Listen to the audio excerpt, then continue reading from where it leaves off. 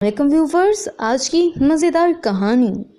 ایک عورت نے بتایا کہ میں اپنے شوہر کی فیس بک دیکھی تو وہ ماریا نام رکھ کر ایک عورت سے گپ شپ کر رہا تھا۔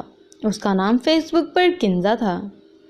میں نے جب اپنے شوہر کی پوسٹ دیکھی تو وہ محبت بھرے اشعار اور پیار بھری باتوں سے بھری ہوئی تھی، اور نوبت یہاں تک پہنچ چکی تھی کہ اس سے شادی کے لیے تیار تھا۔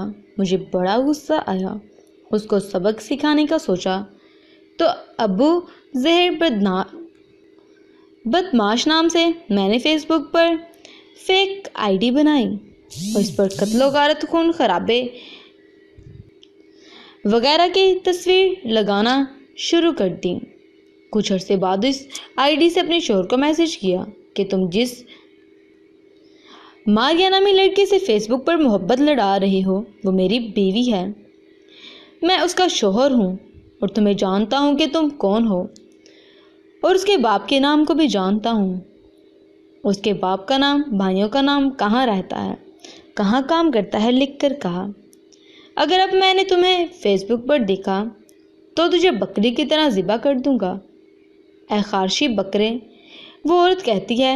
اگلے دن میں نے دیکھا کہ میرے شوہر کے رنگ ٹون پہ میرا نام تھا، اور میرے شوہر کے رنگ اڑے ہوئے تھے اور وہ برے حال میں تھا۔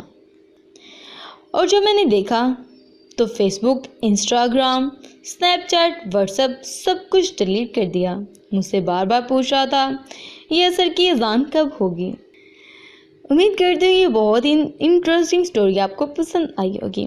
برے کاموں کا برا نتیجہ ہوتا ہے۔ کبھی کبھی کہتے ہیں نا کہ گیت سیدھی انگلی سے نہ نکلے تو انگلی تو ٹیڑھی کرنی ہی پڑتی ہے، تو یہی انجام ہوتا ہے ایسے لوگوں کا۔ ایسے لوگوں سے بچ کے رہیں، اپنے پارٹنرز کا دھیان رکھیں کہ وہ کیا کرتا ہے، کسی اور کے ساتھ تو نہیں ایسے وہ سیٹنگ کر بیٹھا۔ اس کا دھیان رکھیں، اپنا بھی دھیان رکھیں۔ Thanks for watching.